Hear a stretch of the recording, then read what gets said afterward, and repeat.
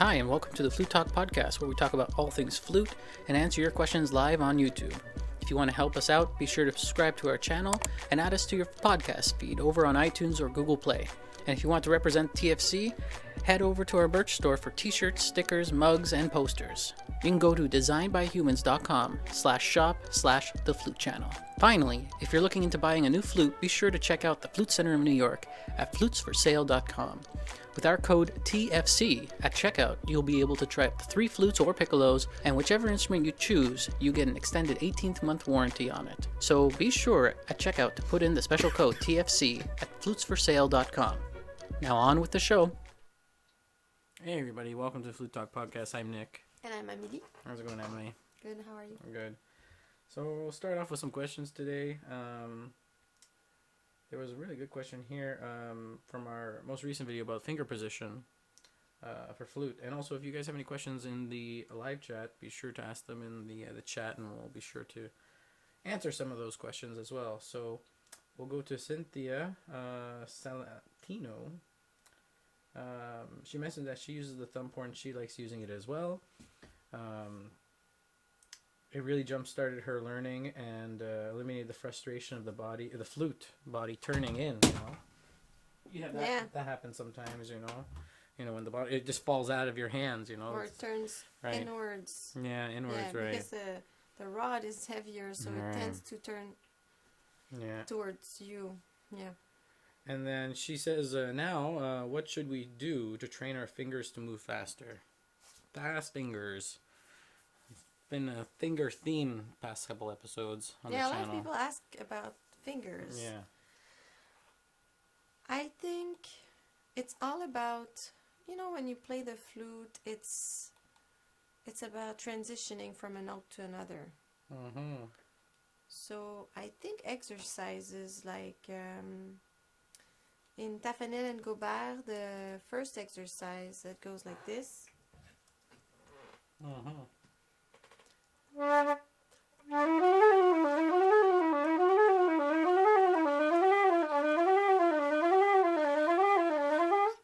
And go on, like it goes on like that.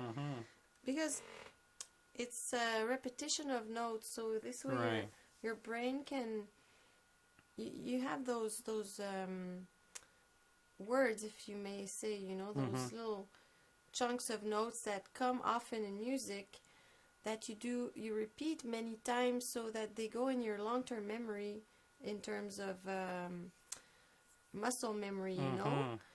And I think it's more muscle memory than anything else, because everyone's fingers can move fast.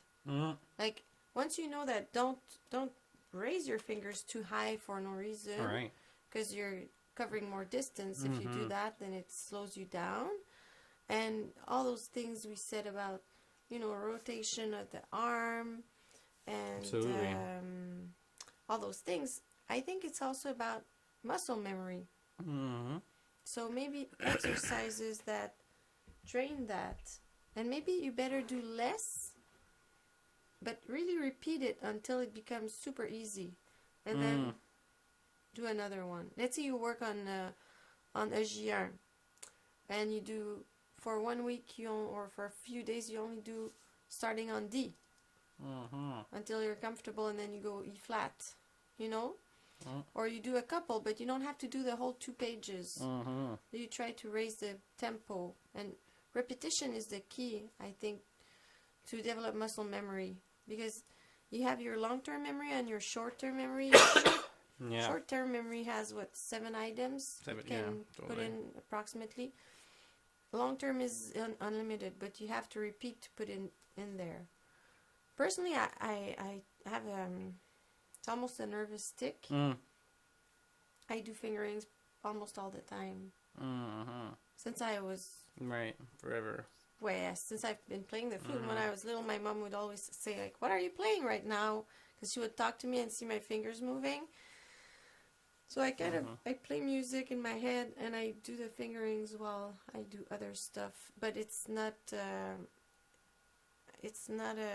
conscious thing. But I think when I was younger, I lived in the countryside and I had to do a lot of bus to go to the school. And I thought that was lost time. Right. So I think I started doing that in the bus so I didn't lose all that time. But I think it does help because you don't need a lot of strength in your fingers to play the flute. So all those things about strengthening I don't think it's it's not a movement that you're doing in flute. No finger is going back to your thumb. No. So I don't see why do you need strong fingers? I don't see why either, because it's what, a few grams? Not even. Is it a gram? You know, it's each key, the amount of force you need. Yeah, not much force. Keys. Especially you don't if it's need well press maintained. on this. Yeah, if it's well maintained and regulated keys, they're very light to the touch.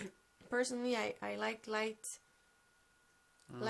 mechanism. That's right. And the technician knows that. Our technician, and she puts it light. So I think it's a lot about transitioning from a note to another. So you have to work on these things slowly, fast, change the rhythm, just play it. Yeah, play it over and over. And it's better to do it many times than try to do it 6 hours in a row, you know?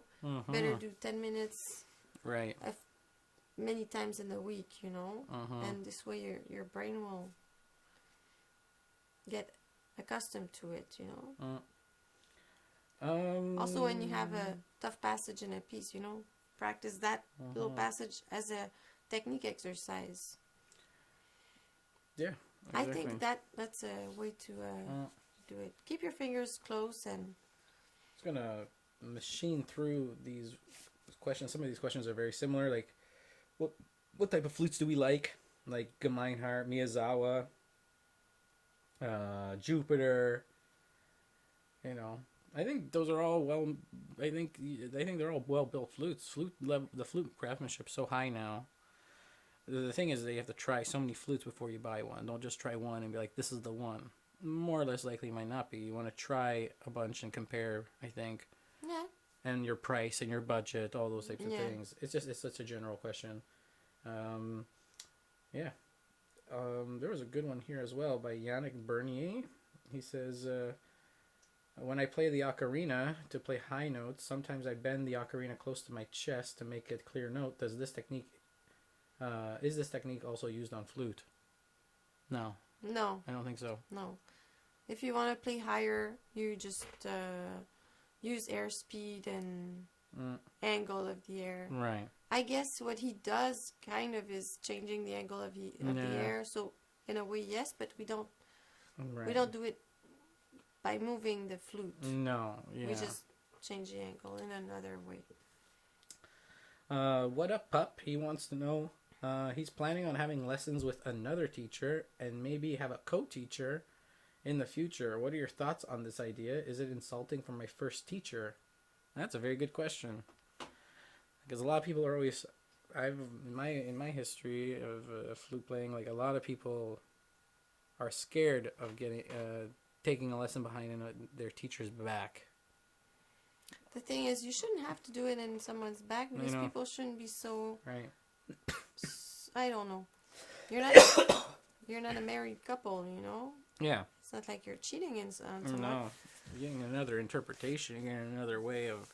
I think in a way it also depends on your level. If you have two teachers that contradict each other and you're a beginner, it can be confusing. Right. Maybe you want to pick the one that you're most comfortable with, the one that explains things more clearly, make you feel better, whatever your criterias are. But if you're a bit more advanced, you might want to have a teacher, and then maybe you find another teacher that's amazing at working on sound or orchestral excerpt, and your teacher's better with the repertoire, or, you know, and that's totally fine. And I don't know why we're so protective of our students, and so I had a teacher like that at one point who didn't want us to take lessons with other people. Personally, I think she had some self-confidence issues, you know. She was scared that we would realize she wasn't... but, you know, you can't be everything to someone. But, yeah, some people will be insulted. And I would say it depends on the level. What do you think? Yeah. I agree. Because if you start and one teacher's saying, do this with your fingers, the other one do that, and then you want to please everyone, oh my gosh, you're stuck in the middle. You add stress to your life that maybe you don't need. Yeah. I think if possible, you communicate with your teacher. I would say maybe 9 times out of 10, I hope that the teacher would be like, yeah, sure, go and take a lesson with somebody. Oh, I had a teacher who was such an amazing person and so, confident in what he had to offer and also know what his strengths and were and what were not his strengths. And he was amazing at, he still is amazing at contemporary music. But whenever I wanted to do excerpts, he would say, go see that lady. She's way better than me at that. So it should even come from the teacher sometimes, maybe to be like, hey, you should take a lesson with this person. She could help with your sound, or he could help with your excerpts, or that would be in the best world, if people were comfortable with themselves enough to not feel threatened by other people, I guess. So hopefully that answers the question. I wouldn't mind if somebody asked me, I'm going to have a lesson with Lily. I'm like, okay, go have a lesson with them. See get different perspectives. Yeah, but doing that on a regular basis, like, it's one thing to go for a summer thing, and it's one thing to have 2 teachers that might contradict each other, and like really, it's a different thing there. To have just saying. Hannah Willis is wondering, they want to play piccolo. What piccolo is a good piccolo? I would say there's Yamaha piccolos that are very good. If you're using it for like marching band and stuff like that, I would try to find a plastic one or like plastic resin or a metal piccolo if you're doing marching band, like you're going outside and stuff. But if you're mostly inside, the Yamaha makes good piccolos. Maybe try some Gemeinhards. Yeah. There's a video we made on the channel that 3 piccolos of different budgets and a Dizao piccolo too. All very good piccolos. Good. Yeah. The Dizao, was it made with resin? I think so. I think so. Yeah. And resin just means it's like made out of plastic a bit. Like it's a combination. So it's more solid in a way. Like you can play outside. And it's less prone to crack and stuff like that. Yeah. But I have my piccolo for a long time. It never cracked. Yeah, that happened. That can happen too. The wood could be a very solid cut and it's fine, and you took good care of it probably. Yeah. You have to be careful with the humidity and going to different places. I don't. I don't. No, you don't do that. Careful, no. I'm lucky, I guess. Yes, we both play the flute. We're both flutists. Yes. Somebody was also saying about what is the big difference of the Breuger system on Brannan flutes. And I know you played on 2 Brannan flutes recently. Did you notice a difference with the mechanism? Because what it is actually it's less metal in the rods. It's one rod, yeah. And then there's like a hybrid version that Miyazawa made that's 1.5 rods or whatever. Like, okay. And it's just it's less maintenance. Less friction? Yep, less friction, less maintenance. It means less maintenance. It can go faster. It can go quicker. Yeah, the response time is a bit faster, and so that's really a main difference. People correct me if I'm wrong, but I'm pretty sure that's about it for that. Because the rest is all the same. It was a very nice flute to play on. Yeah, it was easier. Right. I guess, but yeah, it's not that easy to know what you're playing on the spot. I would be curious to close my eyes and play different flutes and see if I can really tell the difference. Like some sommelier did with wines, and it's not that easy. No. Yeah. So if you guys have any more questions, we'll answer them in the comments, or we'll answer them from the comments. We're just gonna see what else there is.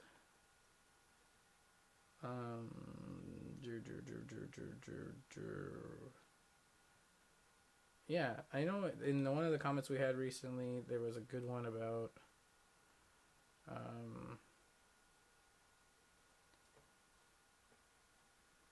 pain in the left index finger. Yeah, pain in the left index finger. Oh, yeah. Yeah. Oh, yeah. I got some pain on my left index finger, the part that contacts with the flute. Yeah. That's this thing here. In fact, I feel the skin start to thicken in the same spot on my right hand. Am I doing something wrong? And that's Sigurd de Mizar. Maybe he's pushing too hard. Yeah, he might be pushing too hard. That's a big towards- tendency for flutists. It's that left hand stuff. And Maybe what could happen to his pain in the chin, in the jaw, if you also push too hard. Right. Yeah. There are also gels that you can buy. They're called flute gels that you can put on the flute there in that little finger right there, and you can give a little padding. Yeah. Yeah. Maybe instead of thinking of pulling towards yourself or pushing on the flute, maybe you just think as this fulcrum point as a balance thing. So you balance and there's a pushing forward with the right arm, but here it's just holding it, and then the other point is here, but here it's just balancing the whole flute, but not really pushing towards you.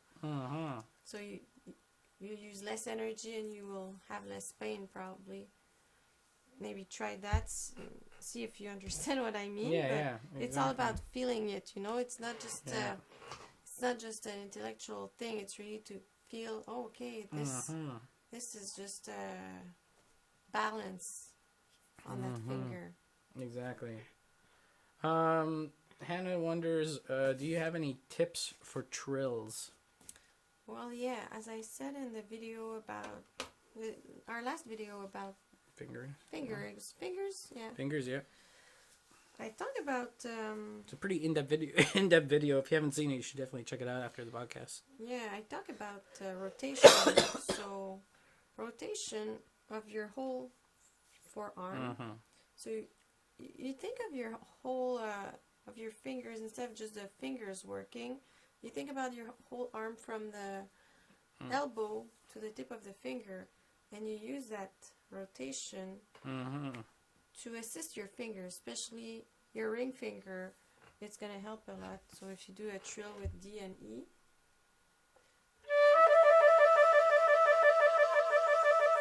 I use my arm and I shake, instead of just moving this finger. If I try to only move the finger, it's very slow. Yeah. It doesn't have a big range of motion. Would you Also, another thing is the finger you're moving, and I didn't say that in the other video, but I remember that now.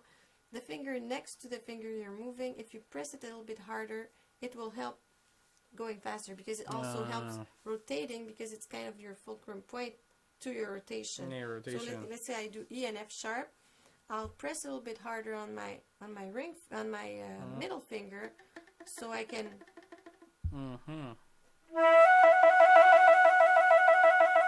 So that becomes like the where I sit, This one is like the weight is there, and then this one is just moving very fast. So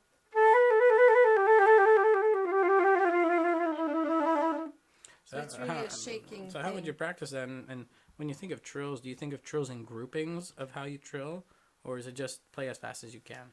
Personally, I play as fast as I can, but what I really focus on is the ending of the trill, because the ending is the most difficult part. The ending of it, okay. For me. That was very interesting. Because for me, moving a finger fast, it's not that easy, but ending it well is the tough part. So when do I end it, and then what do I do with it? If I go...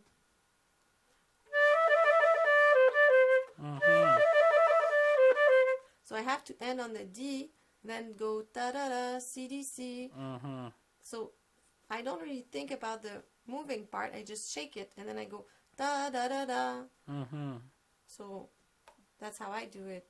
Just move, stop, ta-ta-ta. So I really work more. I focus more on my endings of trills than what's in the middle.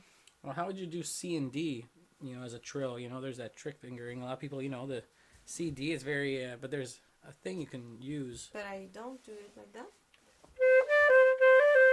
Yeah, that's how you trill. So you trill there. It's just somebody's wondering how to trill. Somebody's wondering how to trill. Yeah, it's the little... The first trill key.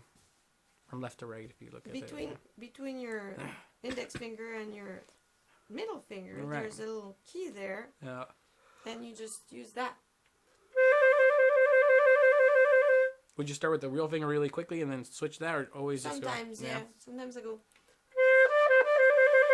Yeah. Gotcha. Yeah.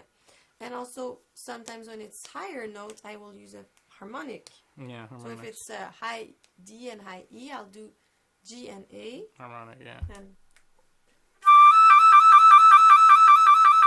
But I play the harmonic. Yeah, and usually when that goes out in the hall, it cleans up right away. It sounds, for harmonic, sometimes it sounds very weird when you first play it. Yeah, when you play loud with everything around. It blends in very well. And you can also start like... Yeah. You can start with the real finger and then move it. Yeah. And just try to keep the same intonation though, Yeah. because sometimes it can move, so just be careful with that. Just listen to yourself and you'll be fine. Why does Emily use an inline G? Do you think it's more comfortable? No, it's just that I started on a flute that was inline, then I just went on because that's what I'm used to. I think probably offset G's are better. It depends how your hands are built, you know. But for me, I'm very comfortable. Never had pain in that hand or in my hands. I never had pain in my hands. I have problems with my neck because I had a bad posture as a teenager, and but that wasn't even really related to the flute. It's just bad posture in general. I had a forward head posture, but I think the flute, I was going towards my flute instead of bringing my flute towards me. Right. So that made it worse. But my hands, I never had pain in my hands per se. So. Yeah. And like I know there's Hubert Laws. He's a very famous jazz flutist. His flute, he actually has an inline A flat. So all the keys are at the very top. So he has that A flat key's actually in the row.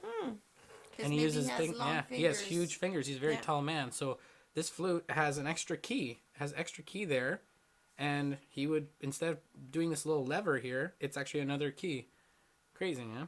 So it all depends, you know. All depends on what you're used to, what you first played on. But some people, one of my students, she had an inline, and then she switched for offline. She said, it's way better for her. Yeah. So just try things, you know.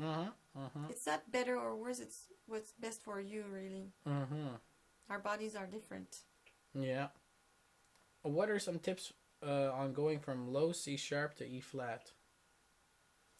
I don't have a D sharp roller, so it's kind of hard. Low C sharp. Yeah. To D flat. To E flat. Oh, like this? Yeah. So like a slide.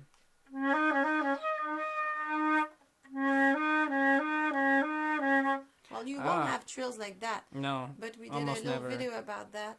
Yeah. You oil your pinky either on the side of your nose or behind your ear, and then it's gonna slide way better. Also, sometimes.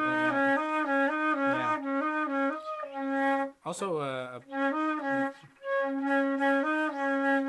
also, what else might help is putting a plug on the F sharp, because that's where that sound comes from. When you have a little leak, it's actually from your fingers. Yeah. You know, it's just how our bodies are made. But a lot of people, I do that all the time. I put it in there permanently, so I never have that problem. Yeah. So you can do several different things to do that, but the wax thing is a good idea.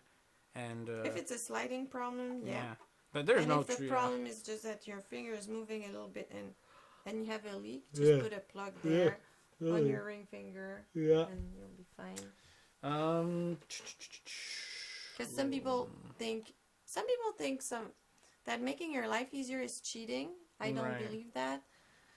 The result is what counts. If a plug makes you sound better, what's the problem with that?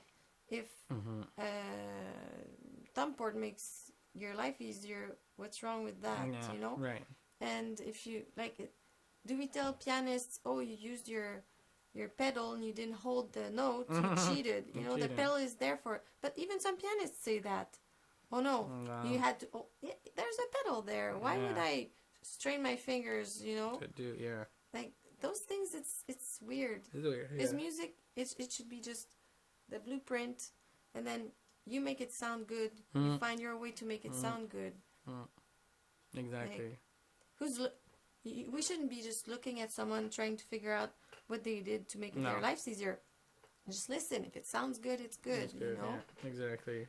That's a very good point. Cheyenne Klein.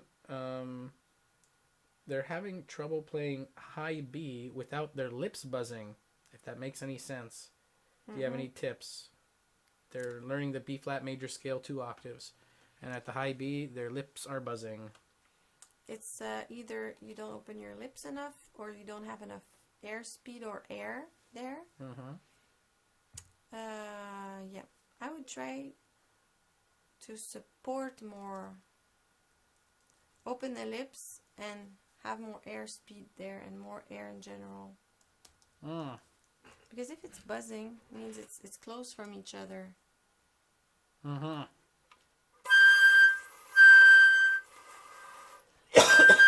trying to make it buzz to see. Yeah. Open the back of your mouth and really, and open the hole between your lips. Try to send a lot of air and see if it helps. But also, when you play higher notes, you need more air speed. Yeah. And another thing, when you play high notes, don't try to reach them over you, but always remember your flute is under you. So always send the air under you. Seems very obvious, but that's what teaching is. It's saying obvious things. Yeah. Because sometimes we visualize those high notes over ourselves, and then we blow up. Changes. It's not the right angle to make it whistle with the flute. So, like, the flute is under you. So, inside the flute. So I think we're gonna have 1 or 2 more questions, and that'll be it for today. What is your favorite key to play in? I like D minor a lot. D minor. Yeah. What is yours? G major, I guess. Yeah. G major or D major or D. Yeah, D major. D major is better. Way better. And 1 final question somewhere. Let's see. Chat's been pretty awesome today. It's great. Thanks for staying with us on a Friday night. I know, that's amazing. It's really, really cool. Now we already knew that one. If you guys have a question we can answer through the chat, I'll just check right back if there is anything. If not, fine. I remember there was one more in the YouTube comments that again, slow fingers again, like how to, finger position, slow fingers, yeah, that's a big thing. People struggle a lot with thumb placement. Oh yeah, thumb placement, where to put the thumb and stuff. That's the thumb. I think it's all about your hand like this. When your hand is just natural, your finger is on the left of your the left of your thumb for your right hand. For your right hand, yeah. So your thumb should not be under your. So I see some people playing with the thumb under the middle finger or something like that. Should just be a little bit left to your hand or just under the index finger, but not further right. Because then you'll have a lot of pain in the upper part of your thumb. Because you're going to cramp. So you're cramp, yeah. Is there anything you want to play? No? I didn't plan on playing something, okay. But... A lot of people always ask if you wanted to play something. But you just had your concert. You just had your concert with the Shamanad. Yeah, which is really cool. It was amazing. I loved it. Yeah, it was a really good concert. People really, really liked how you guys played that. Hopefully we'll find a recording from it. And I think there is a recording. We should. And you might even go and record with her, I think, as well. Maybe. I also wanted to record a Chopin with her. Yeah, Chopin is true. Her being my piano teacher for 5 years and my accompanist, so she was both my piano teacher and my accompanist while I was in high school. Well, high school, it's not exactly the same as the United States, but let's just say kind of the same. Yeah. Oh, people want you to play. That's so funny. Okay, I can play something. Okay, well, if you find something. And we'll answer the last 2 questions. And we'll play, and then I think that'll be it for today. Well, somebody wants to, let's see. I'll just short something. Doesn't matter, I guess. Yeah. Here, I was looking through some old paper and stuff to put it away. What are good pieces for auditions? I don't know. There's a lot of... It really depends. Depends where you're auditioning and stuff. They usually give requirements. Depends if you're... What level you're auditioning for, and... Yeah. I would say, try to find pieces that put you in a good light. Some pieces are very difficult and don't sound difficult. Some pieces are the opposite of that. They're easy to learn. And I would say find some pieces you're in love with, because you're a bit like a salesperson. You have to sell. You have to make people believe that the piece you're playing at that moment is your favorite piece in the world. Right. In a way, you're an actor who's just playing. This is my favorite piece of all time. It's gonna be easier to sell it if it's true, or if it's closer to the truth, I guess. Yeah. So someone's saying Syrinx? Yeah, I can do Syrinx. Syrinx, yeah.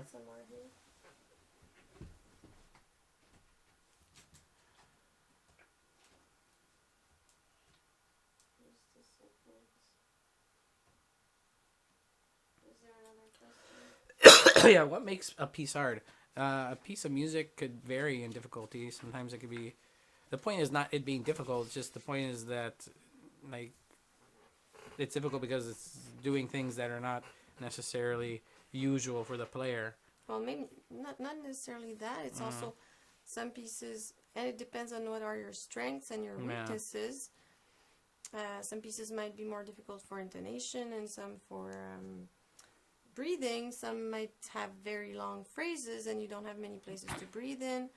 Some might be more technical. Right. Some might be have a lot of piano, and maybe piano is not your best feature. You know, it's all about what is this piece using most, and what are your strengths, and so sometimes we think the most difficult things are playing fast and loud, but playing slowly and long phrases on the flute, it's very difficult too. Okay, so is the microphone well placed for me to play this right now? You play, yeah, that's fine. Okay.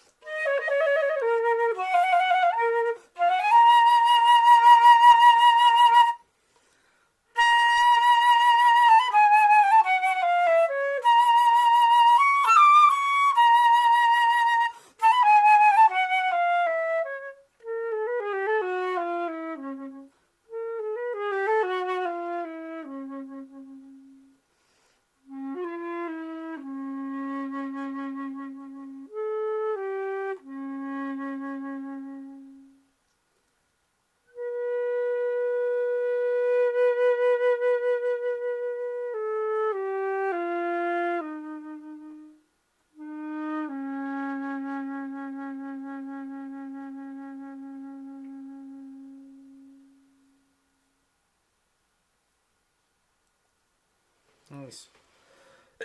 Everyone likes it. It's very good. Thank you so much. Do you have somebody wanted to hear just a tiny bit of contemporary music? Do you know any contemporary technique that's really good? Well, you played a lot of Stockhausen, or like 5 seconds. I didn't play that much of No? Stockhausen, but I played a lot of contemporary music. Well, there's a lot of cool stuff. Like next time I could play a contemporary piece maybe, but there's a lot of stuff. Like you can do this. Basically, you just don't put your thumb and move your fingers. You know, that's quite cool. I think. And even I think it's in Vox Balene, you do that, but you put your mouth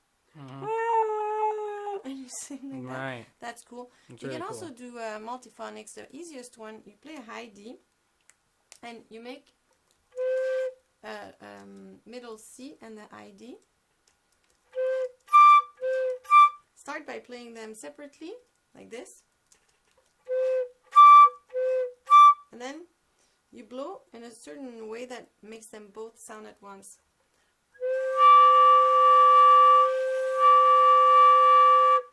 So I'm not singing, I'm really just playing both notes with that fingering. That's the easiest multiphonic to play. There are many others that might be a bit more difficult. Some have 3 notes.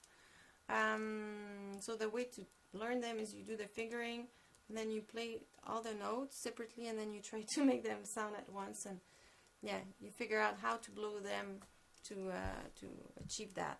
What else is cool? A lot of things are very cool with, like, oh, you can have glissandos like this.